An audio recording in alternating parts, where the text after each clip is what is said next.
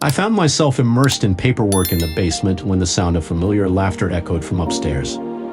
It was Jessica, my wife, and her sisters engaging in their usual banter. While their visits were regular and welcomed, today felt different, as if I were intruding on their moment. Having left my car for maintenance, I had strolled home, relishing the serene atmosphere. Although the outside world was tranquil, the room was abuzz with their chatter. The conversation was impossible to ignore as I stood at the top of the stairs. I caught snippets of their voices, each filled with the same carefree energy I used to admire about them. It was evident they hadn't noticed my presence yet. Beth's high-pitched laughter rang through the air. I'm telling you, girls, Dave still doesn't know a thing. Jessica interrupted with a giggle. He thinks the twins are his, but they're not. My heart sank as the conversation unfolded. No way. I've told you, those kids are definitely not his, Jessica continued. I couldn't believe what I was hearing. Beth's voice took on a playful yet darker tone. He believes they are because he's too busy working all the time. But the funny thing is, he never asks why they don't look like him. Not a single question, not even when they don't have his eyes. It was evident there was something they were all keeping from the doesn't care, Jessica said, her tone suddenly more serious. Because he's too wrapped up in his own world, that's why. I clenched my fists.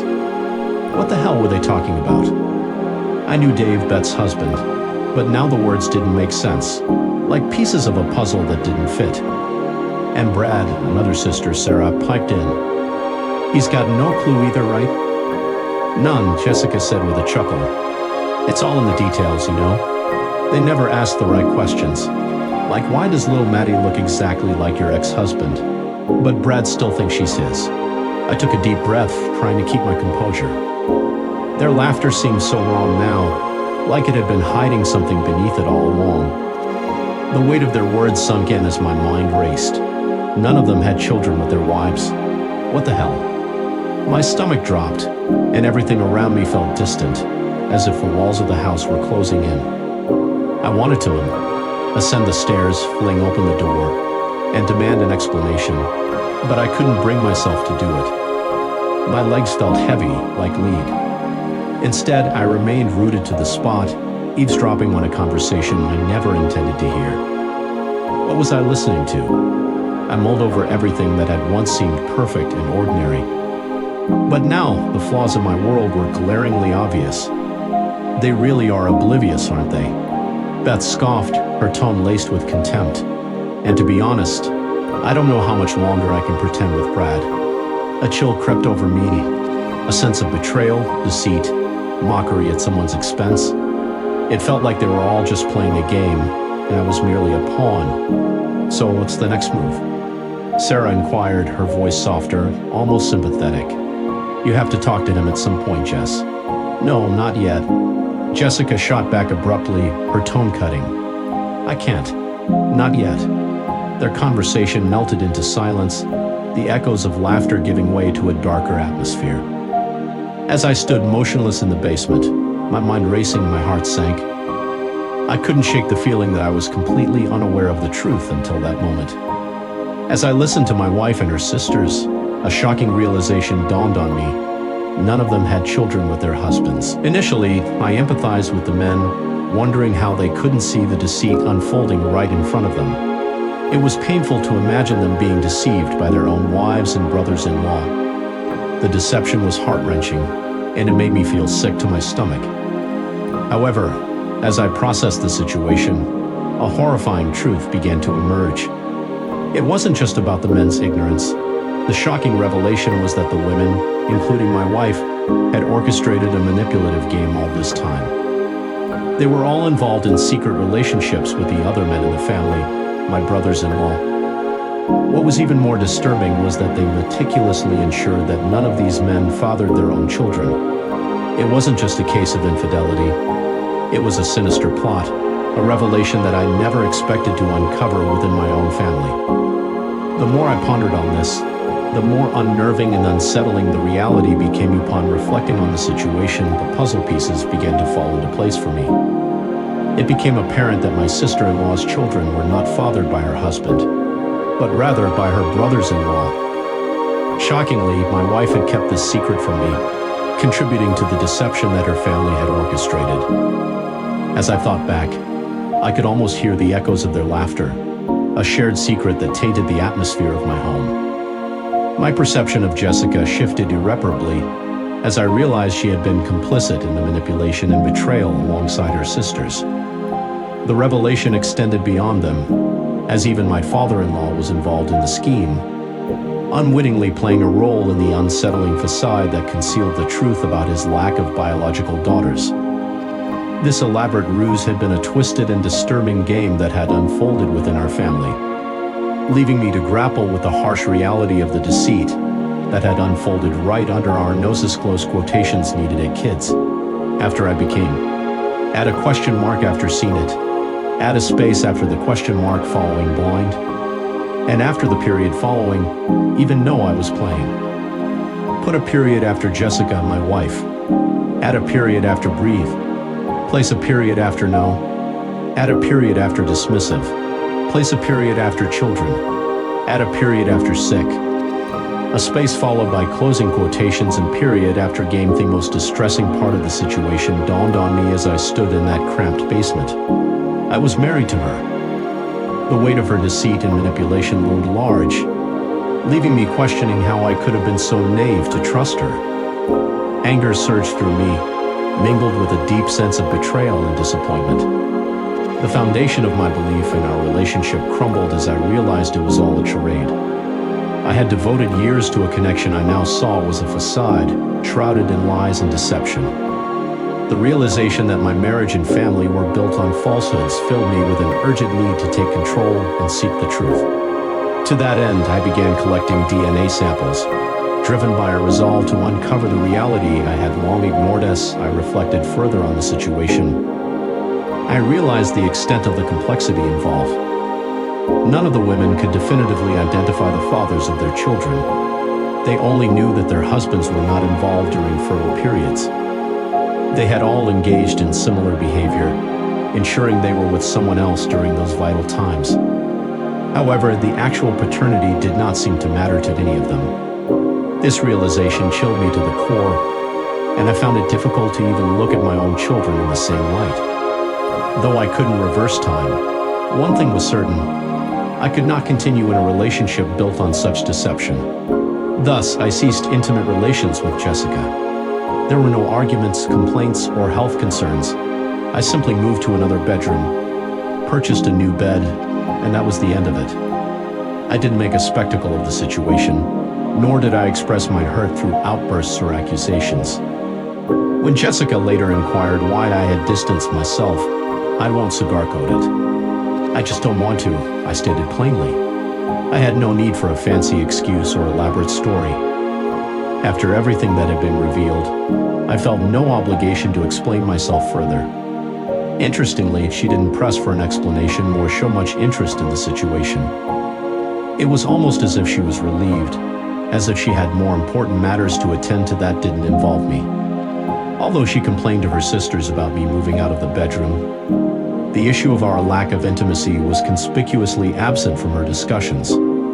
It was evident that she had other sources for her physical needs, both within the family and outside. It was no real loss for her, and I wasn't investing much time in her either. When the depth of betrayal becomes clear, any emotional connection dissipates. There was no point in seeking intimacy with someone who lacked genuine interest in me, my emotions, or my family. Despite this, we continued to go through the motions, such as family dinners. The usual routine of utterings felt empty, devoid of the usual feelings and connection. I no longer felt like a true father to them, just going through the motions for appearance's sake. Inside, a shift had occurred, altering my once-believed role.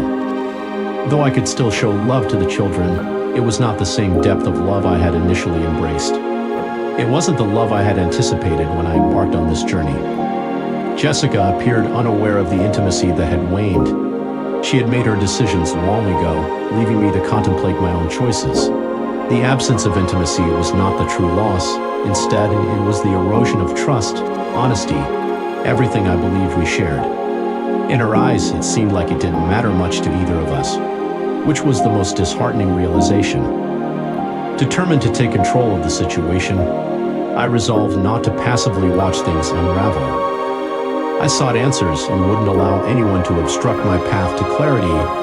Began by installing a sound system throughout the house, opting out of video. The DNA results had already confirmed much of what I suspected, driving me to seek the complete truth rather than remain in the dark. It became clear to me that the physical evidence was only a part of the puzzle. It was crucial for me to uncover the truth in its entirety. The process started innocently with a DNA test through an online database out of curiosity and a desire for clarity. Upon receiving the results, everything started falling into place. Further investigation led me to a revelation. None of the children were biologically mine, nor were they as related to my wife as I had originally believed. Prompted by this discovery, I swiftly procured DNA samples from the other children, who were assumed to be my nieces and nephews. The truth unraveled faster than anticipated, revealing that some of them were indeed half-siblings to the children I had thought of as mine own. Establishing an undeniable connection between them, they all shared the same grandmother, and the familiar patterns made it easy to piece together. As I observed my wife and her sisters, it became apparent how meticulously they had arranged everything, ensuring that the children were from different fathers. However, to fully unravel the web of deception, I required the profiles of my wife and her siblings. To achieve this, I devised a clever plan. Utilizing items they had left behind, such as hairbrushes, spoons, and glasses, I discreetly obtained their DNA samples. The prospect of acquiring their genetic information unnerved me, yet my determination to uncover the truth overshadowed any fears. Thus, I began my surreptitious collection. Through strands of hair from their brushes and remnants on unwashed utensils, I successfully obtained their profiles. Gradually, a comprehensive portrait of the entire family emerged, encompassing my wife, her sisters, their children, spouses, and even the ever-present cousins. Each individual who played a role in this intricate web of deceit was unveiled. As new relatives made appearances, my investigation continued without faltering pause. I would carefully place a hairbrush or an item they had handled into a bag, swiftly obtaining another DNA profile. I was determined not to overlook anyone. Eventually, it dawned on me that even the elderly were not exempt. To unveil the complete truth, I needed to investigate every angle. With that in mind, I did not halt my efforts. I collected DNA samples from Grandma and Grandpa as well. They had a role in this saga, unbeknownst to them. As integral members of the family, they had unwittingly harbored generations of secrets. The gradual revelation was intriguing, and each new piece of evidence intensified the surreal nature of the whole situation. While I was uncertain how to utilize all this information, one thing was clear. I refused to be the last individual in the dark. No longer. At one juncture, the idea of crafting a research paper to delve into the likelihood of uncovering the truth. The idea of characterlessness as a hereditary trait struck me as almost amusing, if not for the disturbing reality that it revealed. Contemplating the notion that lies, deceit, and a disregard for honesty and commitment could be ingrained in one's genes hinted at a twisted sense of inevitability. Perhaps it wasn't just my wife and her sisters who had passed on these tendencies to their children, but rather a deep-seated sickness that had permeated through the family, infecting each generation. Was it a result of nature, nurture, or simply growing up in a family where such behaviors were normalized? It seemed plausible that there was a psychological inheritance at play, where children learned from their parents' actions and adopted them as part of their DNA, both biologically and behaviorally. This complexity gave me pause as I observed more of their behavior and wondered about the origins of it all. The more I observed their behavior, the more it felt like there was something inherited, something ingrained in the way they operated. But then I would snap back to reality. I wasn't here to write a paper. I wasn't here to analyze or rationalize their behavior in some academic way. This wasn't some theoretical exercise. This was real life, my life, and all the patterns, all the lies, all the deception. None of it was going to bring me peace, no no matter how much I tried to understand it from a distance. Then the day had finally arrived, the day I had been waiting for. I'd spent months preparing for this moment, arranging everything carefully with my lawyer, ensuring I had all the evidence, all the details, locked away. The time for secrets was over. It was the 50th wedding anniversary of my in-laws. It was arranged at a big hotel, people giving speeches about how wonderful their marriage had been, how inspiring their love story was. It was almost laughable now, knowing what I knew. They spoke about their great example. As accolades poured in about their successful marriage, every relative and friend echoed the same sentiments about love, commitment, and the value of family. They painted a beautiful portrait of harmony and resilience, portraying the couple as a beacon of lasting unity. However, unbeknownst to them, the family was deeply divided and their seemingly sturdy foundation was built on falsehoods. Standing at the back of the room, I absorbed the speeches, realizing the facade that everyone held dear. When it was my turn to speak, I made my way to the center of the room where all eyes were fixed on me. A mix of family members, distant relatives, friends, and business associates. My father-in-law beamed with pride. My mother-in-law's eyes sparkled with admiration, oblivious to the fractures that marred their seemingly perfect family legacy. With measured words and a heavy heart, I began to reveal the truth that lay beneath the surface. After a moment of silence, I began speaking into the microphone, reflecting on the passage of 50 years. 50 years, it's a significant milestone, I stated, allowing my words to resonate in the room. Over the past decade, I've come to understand profound lessons about love, loyalty, and family through my relationship with my in-laws. I continued with a composed tone. As a hush fell over the audience, I pressed on, acknowledging the complexities of our perceptions. It's intriguing how we can place our trust in loved ones, believing in their sincerity. Yet sometimes that trust is shattered when we uncover a different truth, I confessed. While celebratory murmurs surrounded me, I maintained my focus on my listeners. We gather here today to honor 50 years of marriage, but for some of us, the reality behind the facade has been a stark contrast. I disclosed, revealing the fragility of trust and the painful revelation of betrayal. I am here to assist you with that. My wife and her sisters observed me closely, some looking uncomfortable while others displayed their familiar smug and confident smiles. They believed they had everything figured out, thinking I was just another naive individual. Taking a deep breath, I turned my attention to my father-in-law. I spoke with a steady, calm, and deliberate voice. There is something I have always admired about you, your belief in love being a force to be shared and spread. Pausing, I observed his reaction. He nodded slightly, seemingly agreeing, wearing a self-righteous expression as if he had enlightened the rest of us. You, sir, truly embody that belief. I gestured towards the large screen behind me. The lights dimmed and the projector hummed to life, displaying a series of documents, DNA reports, names, connections. This cold, hard science unraveled every lie and silence. My father-in-law leaned in with intrigue. Squinting at the results, his smile faltering, his name appeared at the top, followed by a list of genetic matches. Here, I pointed, stepping aside so everyone could see. These are the DNA results for you and your daughters. I let that hang in the air, letting them process it before I drove the knife in. Or should I say, not your daughters. The air in the room grew thick. Murmurs spread like wildfire.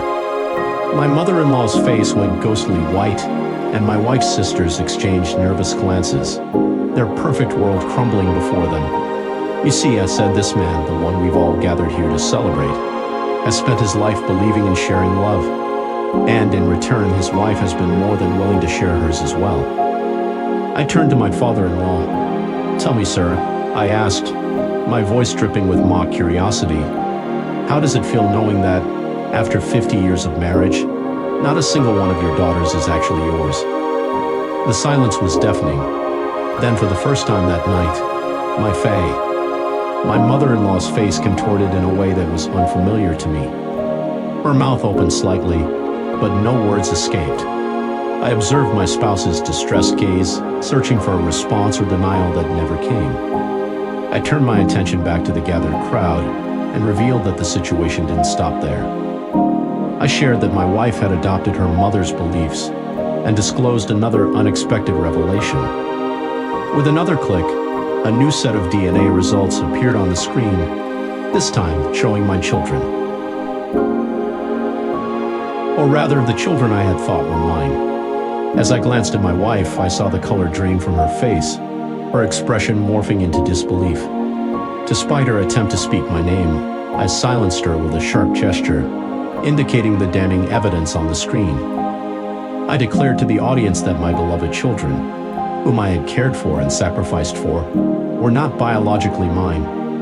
As my wife made a strangled sound, I pushed on, stating that the revelations did not end there. I had all the children in this family tested, including each of your daughter's kids. As I indicated towards my wife's sisters and their partners, who sat in shocked silence with pale faces and trembling hands, it became apparent that none of the children belonged to their alleged fathers. The room fell silent, with some averting their gaze and others struggling to comprehend the situation. I allowed the tension to linger before speaking once more. However, there was one key difference between myself and the others. Standing up and adjusting my suit jacket, I declared that I was not a forgiving man and didn't believe in sharing my affections. Just then, there was a firm knock on the door, signaling the arrival of a process server who handed my wife an envelope. "You've been served," he stated flatly. She stared at the envelope, her fingers trembling as she opened it. Pleadingly, she whispered my name, but I remained silent, turning my attention to another man in the room, a man named Luke, whom I had never wanted to acknowledge, but had come to know through my investigations, turned out to be one of my former friends. He was someone I had welcomed into my home and trusted. The DNA results confirmed that he was the father of my children. The process server then handed him another folder, and I informed him that it was time for him to start supporting his kids financially. My wife's scream pierced the silence of the banquet hall as she protested, "You can't do this to your children." I didn't respond immediately, allowing her words to linger in the air. I turned slightly to glance at her, then slowly shook my head. "I don't have any children. You have seen to that." Her puzzled expression revealed confusion as she whispered, "What?" I gestured towards the screen still displaying the incriminating evidence, highlighting the proof of her betrayal. The truth of the deception that has been hidden for so long is now exposed for all to witness. Whispers of "they are not my children" spread through the crowd. With some shifting in their seats and exchanging glances, others were frozen in place, unsure of how to react. My mother-in-law's hand covered her mouth in shock, while my father-in-law stared intently at the screen with clenched fists. As my wife stepped towards me, pleading to make things right, I decisively stepped back and firmly declared, "You and your deceitful family hold no significance to me." A flicker of realization crossed her face, recognizing that pushing me beyond my breaking point wasn't just met with anger and hurt, but also with finality. The years of false pretenses had come to an end, and I no longer desired gratitude from the children she falsely passed off as mine. I stood resolute, my voice firm and unyielding as I addressed them, knowing that every effort I had made, every sacrifice I had endured, had been underpinned by a falsehood. As tears welled in her eyes, I remained unmoved, turning my back without a second thought. And then, with no further words, I walked away, triumphant in my revelation. In this unforgiving state where betrayal and deceit held weight, I had orchestrated their downfall with precision. Seated in the courtroom, I exuded composure as my wife and her siblings squirmed with discomfort.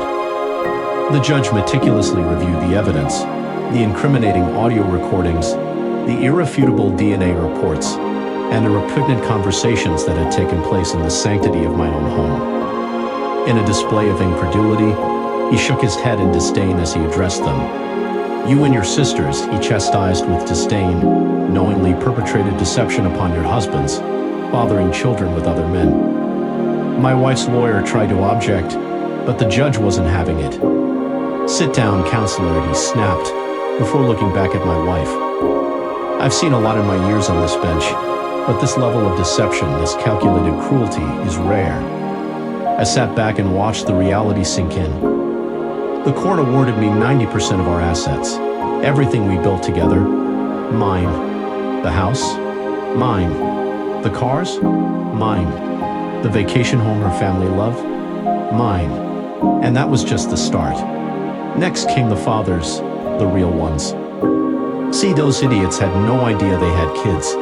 And in my state, once paternity is established, so is financial responsibility. I dragged each and every one of them into court. They sat there pale-faced as DNA results confirmed what I already knew. Congratulations, I told one of them as we stepped out of the courtroom. You've got a son. Now pay up. The ones who could afford it? They settled quickly, desperate to avoid more embarrassment. The ones who tried to figure, rephrase. The outcome for them was a crushing loss, but I persisted. The key discovery came from the audio recordings of my wife's sisters, which revealed their involvement as not only cheaters, but also accomplices in paternity fraud. This crucial evidence paved the way for punitive damages in court. One by one, the legal judgments came in, and I successfully claimed over $3 million from the fathers, sisters, and my ex-wife, leaving them financially depleted.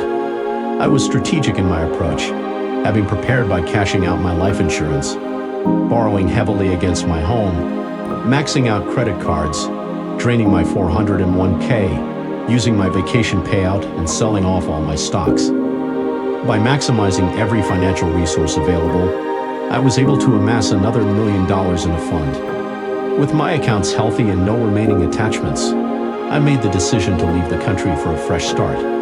My first destination, the Caribbean. For a month, I found myself in a paradise characterized by crystal clear waters, warm breezes, and a complete break from my past.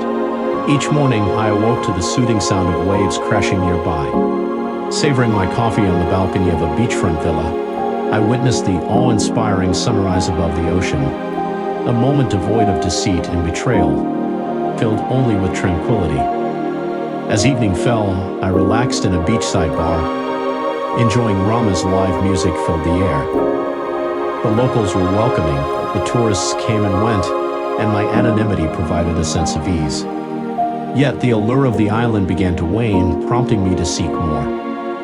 Journeying to Paris, I rediscovered my passion for architecture, a profession long neglected, but still ingrained within me.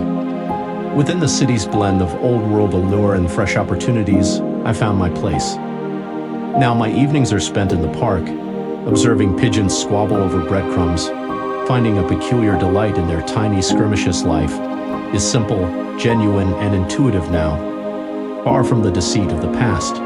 It's peaceful and fulfilling. Share your thoughts in the comments below, and remember to like, share, and subscribe. Dear listeners,